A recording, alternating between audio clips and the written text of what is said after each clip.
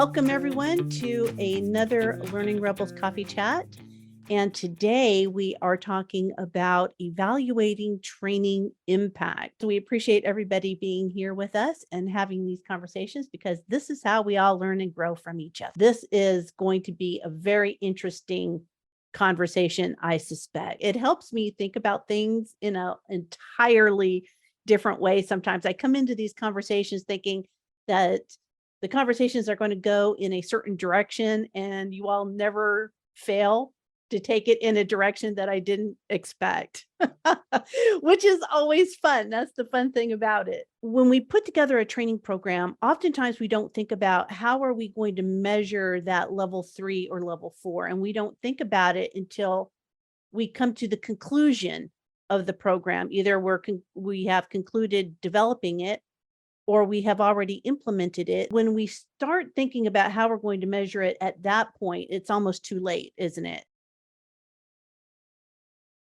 My question to you is, how are you doing that? What is your process for considering what you're going to evaluate, how you're going to evaluate, what people you're going to get involved in the evaluation process?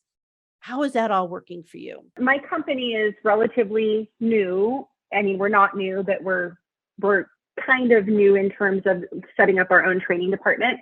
And for us, it's about establishing a consistent intake process that includes what is the actual results that you're looking to achieve with this course, because most of our courses are coming from our internal clients making a training request. What is the behavior or metric that you're looking to improve? What is the baseline? What's your goal with it? And then what would be the ROI impact? And that helps us twofold.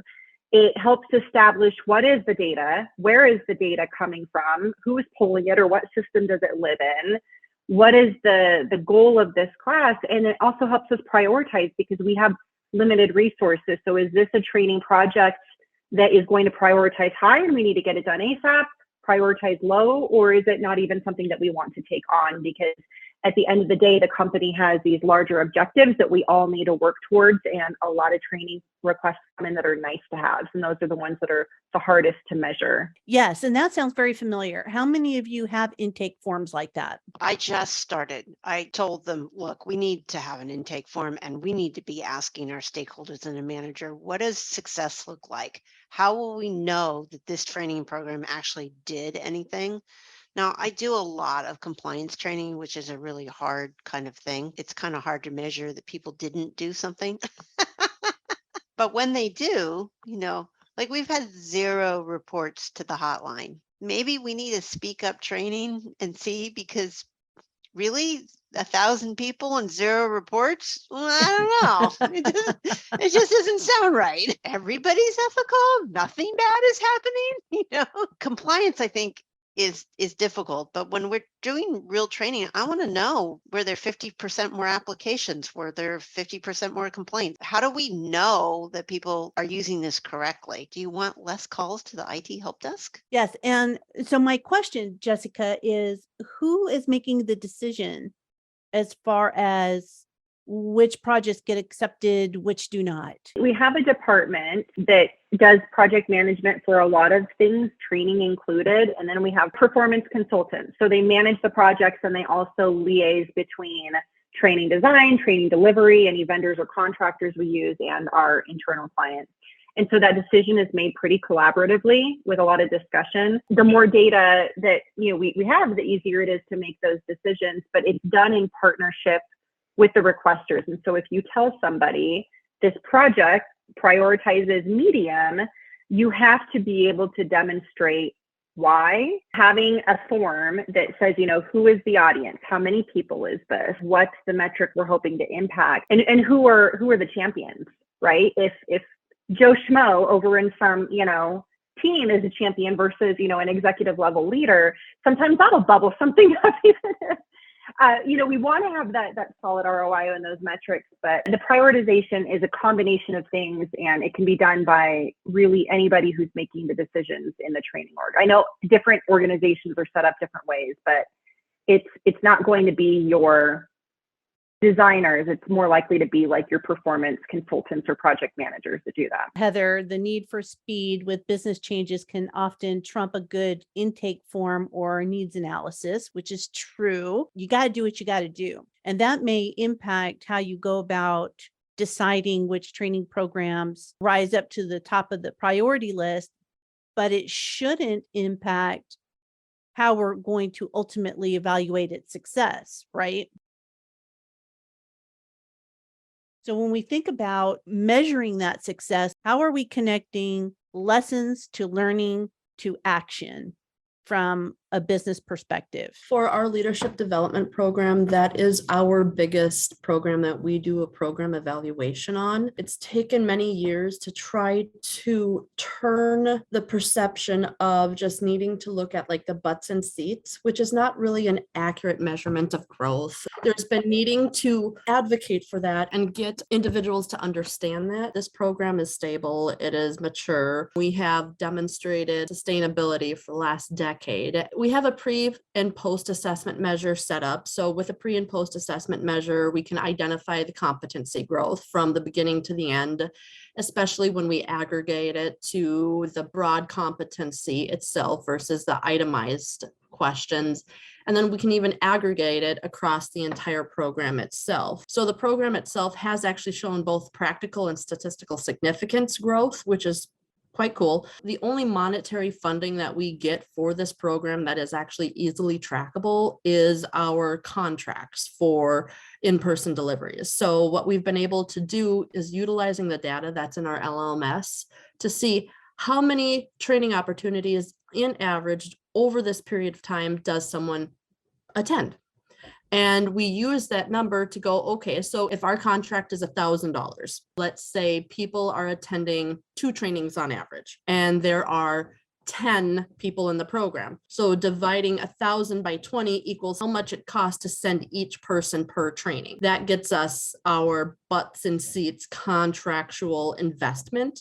And then what we have done is multiplied the average number by how many trainings that individuals on average attend. If they attend 2, we can say that with your investment of $100 per this program that they're in, this is the growth that your investment dollars have kind of helped make happen. How are you connecting that to whether or not the leadership development program has had impact on the business? So it's a behavioral post-assessment on frequency. So we can show that individuals have moved to maybe doing these behaviors once a week to doing them on average 3 or more times a week or daily. And yeah, behavioral response doesn't get deeper than that until we do our follow-up. It takes their supervisor's perception of their growth 6 months later, in addition to what sustained growth have you seen 6 months after you've exited the program. Some people have illustrated that they have had responsibility growth, that they have had a job change that has occurred from it because they were getting groomed while they were in the program. It took many years to getting to this place in which the program evaluation is at. However, in L&D, we know one of the first areas to get cut when there's budget constraints is L&D. So by trying to substantiate this program is trying to ensure that for the long term, it stays. How do you handle the fact that the training may have impacted that number, but there's probably other things impacting that number? How do you handle that? This falls within the needs analysis. So when you've got your analysis document that goes to the business sponsor, you say, this training is going to impact XYZ along with the change in leadership, the rollout of a new process, the installation of Salesforce.com. When you have 1 + 1 + 1, this equals 3. So while we're not claiming full credit for success, you can say, well, we said that this would happen if the Salesforce.com rollout occurred the way that it was supposed to. That didn't happen. So subsequently, we didn't see the success that we should have had. You put that all in your analysis or your instructional design document, right? Where you're analyzing all of the different risks that go along with the training program. And this is where you say certain things are contingent or they're prerequisites. It's important to set the expectations of what we want. Sometimes people just want to do training because they think it's the answer. And so setting those expectations and really challenging them and saying, how do I know this is going to work, really gets the managers thinking. It's mostly managers and directors that come to me for training. In cases where I know it can be an impact, where I know that there will be data, I really push to get those reports, to get the data. What is it now? How then after the training, what is it? It is a challenge though, because some people think I should just create the training and not ask those questions. This is where sometimes where we conflate the training needs analysis with the evaluating impact. The training needs analysis is determining whether or not we should be doing this training in the first place. The evaluating impact is the latter part of that. So if we do decide that this training is something we need to do on some scope or level, then how are we going to evaluate whether or not it actually had success within the organization? Compliance, right?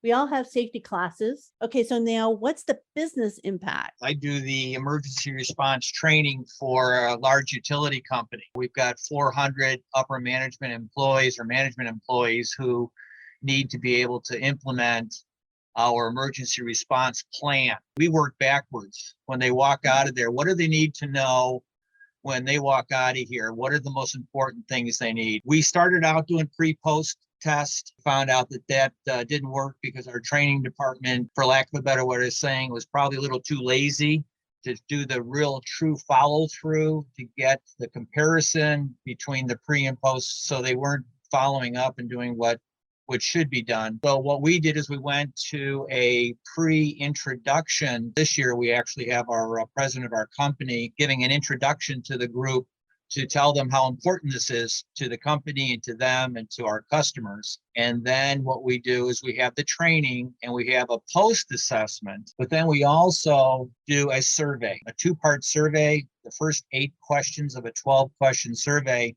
are, the old, 1 through 5, satisfactory, excellent type of thing.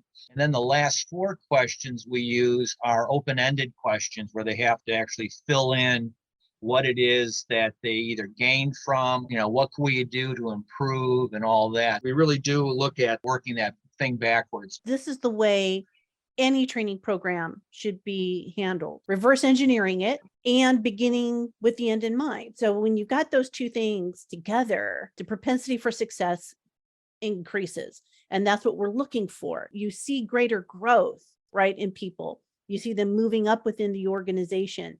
You see retention numbers, are lower than they might have been in the past, right? And so those are all business metrics that we can attribute to any training program that we put out. It's just a matter of planning it at the very beginning. We also similarly have level 3 behavior change types of assessments. Sometimes we'll submit things that we do for a variety of award applications. And I noticed that in those rubrics for those outside awards, they keep emphasizing that L3 needs to be third-party validated. What are some things that you all are doing that is third-party validated?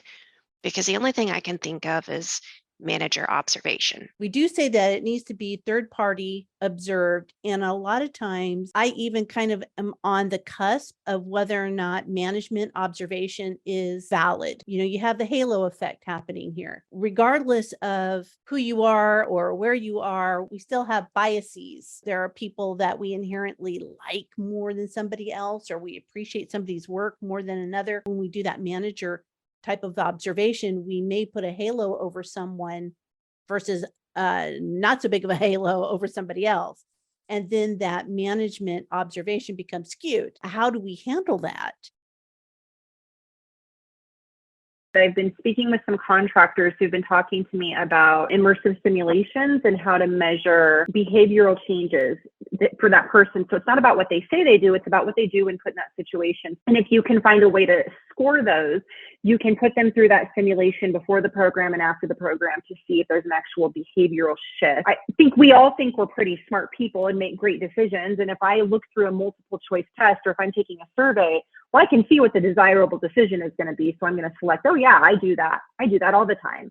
But if you put me in the situation, I have lots of good options to choose from, but you're measuring a specific skill, I might answer it differently. Has anybody tried that before? Do you have any feedback on how well it went? A colleague of mine, they use the digital coaching. The person videotapes themselves doing what was required of them or asked of them, or the steps, showing that they know how. They have it videotaped. And then the manager reviews those videos and gives coaching tips and things like that. So that is one way that I've seen where they virtually can handle the coaching, kind of checking to see if it was actually done. And they enter information and give them additional coaching tips or things like that. The technology is available and out there to do that. I just don't know how many organizations are really doing that. I actually love that idea. There are a number of applications that can do that, especially with sales people, where they can upload their elevator pitch, upload a video of them describing features and benefits of a product. Artificial intelligence can score it if that's the way that you want it set up,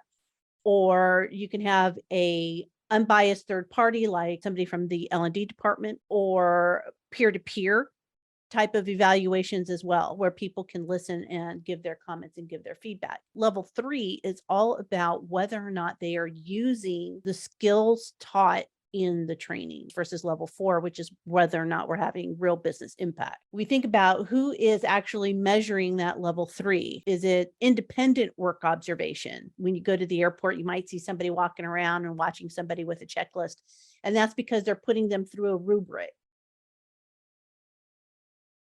Rubrics are one way of being able to help managers assess whether or not their people are being more productive or using the skills used on training, and taking away some of the bias that might be there if you show them how to use that rubric. Is anyone using tools like that? It was actually Gordon Food Service that was using this system. They may be regional to the Midwest, I'm not sure, because it was a sales team that was on training and things like that. And so they also had customer feedback that played into that, which to me would be a third party, similar to rubric. Now, they may not have used a rubric. Well, I'm sure a customer isn't using a rubric unless it's like a survey or something. That right, they exactly, like a secret shopper or something along those lines, right? If anyone has like some examples of the training objectives for those chapters or those courses with regards to that in mind, looking ahead for the outcomes, but using the objectives to, state, expect this type of measurement. I'm just curious what those would look like. The level 3, when you're writing your training objectives, that's within the objectives. Is that correct? What we want to measure. Right. And you would have that sort of actionable outcome attached to any of these objectives, right? We have a program, a leadership program, and we, at the end of that, have a half-day simulation where they have to pull the skills that they've used throughout the 6 months, and based off of a rubric that we allow assessors to use to assess our participants that are going through the simulation. And then at the end, we send those rubrics out to them. That is somewhat how we use a third party. We use assessors that are not necessarily facilitators of the program. They just have really good leadership skills, and so that they are able to actually watch and listen to our participants have a difficult conversation, and they assess them off of what skills they are bringing from the program into that conversation. When you say third party, are you talking about contractors or people who are not the learner's supervisor or in the training org? They're just somebody else within the company? Third party, someone else within the organization. So it's not a peer-to-peer. So it's not someone that's in their cohort. It could be someone from a past cohort. We pull people from the organization that we know that have had success in difficult conversations. And sometimes it's even some of the facilitators throughout the program because they are aware of what skills that we have taught, but most times it is someone that these people may not even know. I was listening to the biases around management or that peer-to-peer, and we took it away from that peer-to-peer because we felt like, you have those peers that are like, well, they almost did a good job, so I'm going to give them this score. And then we have a rubric based off of performance management or coaching or difficult conversations, and each assessor has a copy of that rubric. And to tie that into JD's question, all of that would have been put into the learning objectives that the instructional designer would have used in order to create the course or program, but also in the overall goals that are sent to the participants. And the way that I like to think about this is if we let the participants know from a human perspective what the overall outcomes are going to be. For example, you're going to participate in this sales negotiation program in order to learn top converting elevator pitches. So that way you will make higher commissions and that the organization will improve its top line revenue. When you have those elements in there, you will improve your commission and the organization will see top line revenue. Then you've got really distinct outcomes that impact the business and also impact the person. That is what people generally want to know. Now, from an instructional design perspective, when we think about the longer, more formal learning objectives, that's where that sits.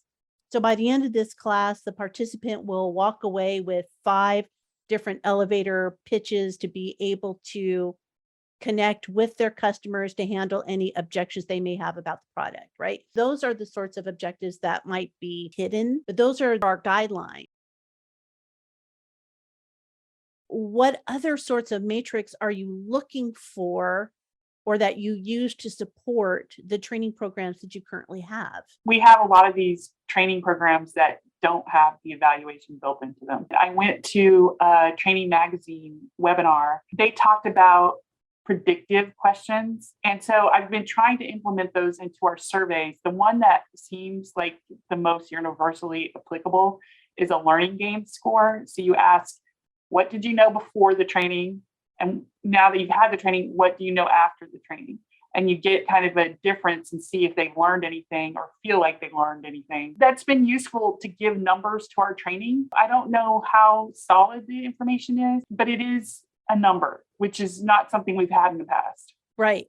It's baby steps. That type of pre and post assessment, which several of you have already mentioned, more falls towards the line of level 2 evaluation, which is learning. What did they learn? Even that, like you said, it's better than just depending on level 1s, which are the smile sheets. It's one step closer, which is great. And that's where we all need to be. We need to be taking those one step closer to being able to really getting and assessing if this is adding impact or adding value to the business. Right now, every keystroke in Salesforce is being recorded. We have a new knowledge management program where they can see how many people have opened the documents, how many people have clicked links. This is where L&D professionals really need to start going and saying, where is the data? Are they inputting the data correctly into Salesforce? How many problems there are? What is the average time that it takes people to input an order before the course? And then we teach them how to do it. Then what's the average time after? Is there a difference? Is their rate of input decreasing? Those are the questions that I'm asking. Then the resource issues come in. But I think by me even raising the issue, I'm starting to get people to think about it. Well, and I think that's important because you can show causation there, or at least correlation. Our most successful salespeople do this. They access the documents. They go through this process, they use that process, right? Are the people that are the most successful salespeople using the one-pagers that are supplied by marketing? That's a really great question. I don't think we've ever asked that. How we are asking questions matter. What questions do we need the answers to? How are we going to find the answers to those questions? What data sets are we using? And a lot of times people will say that level 4 evaluations, that's hard to do. My pushback on that is that it's not hard, it's time consuming. Sometimes the data isn't available when you want it to be available. You have to wait for it. Safety data, for example, that might only be available once a quarter. It's not necessarily hard, especially if you plan it up front. Exactly, Heather. You want better data, ask better questions. There's all sorts of resources out there. You got Will Thalheimer, who has his own sort of evaluation matrix and the way to go about creating quote unquote level 4. He calls it something different. That's why I say quote. In his book. We can't say a training program has been successful if we haven't thought up front about what success is going to look like, because then the program may have been designed incorrectly. What is it that you guys like to do? What sort of tips would you give each other for trying to ensure that your programs are indeed reaching the audience or reaching the outcomes you're hoping for them to reach? One thing that I used to like to do when I was back in corporate America, I used to keep a steering committee going. And that steering committee used to have managers, end users, business leaders in it to sort of sense check what we were doing. Tiger teams. JD, what tiger teams? What are tiger teams? That's kind of what they call it here.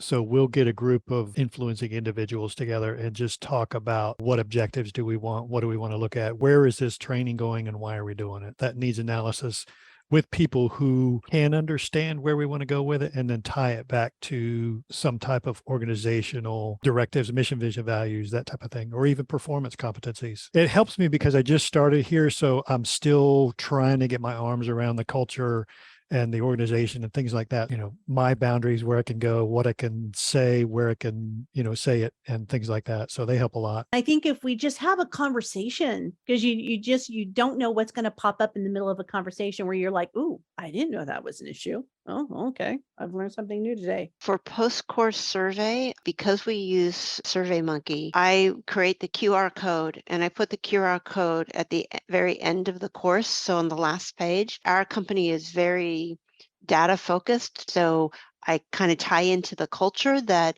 we're an evidence-based company and we need evidence on our training. You can be part of our evidence. If you like the training, let us know. If you don't like the training, let us know. This is your chance to be part of our evidence-based culture. I definitely increased the amount of people giving feedback on a mandatory information security course. Everybody has a mobile phone and people seem to really like taking surveys on mobile phones. Like they just love it. Now I'm building that into all custom courses. Even though this was a mandatory compliance course, we still want to hear what you have to say about it because I don't want to put bad learning out there. I think the words matter.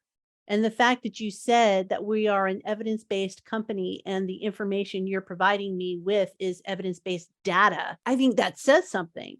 So the way that you phrased that, I think it's very important. The way that you phrased it to the public, I think that was spot on. JD put here, do your surveys allow for anonymous responses? I have actually trained most of the people in our department and in other departments how to ensure that SurveyMonkey is actually anonymous. I really believe in anonymous surveys. Pointing that out to survey takers is critical. It's also critical that we identify the difference between confidential and anonymous so they know exactly how that data is going to be used. Great conversation here.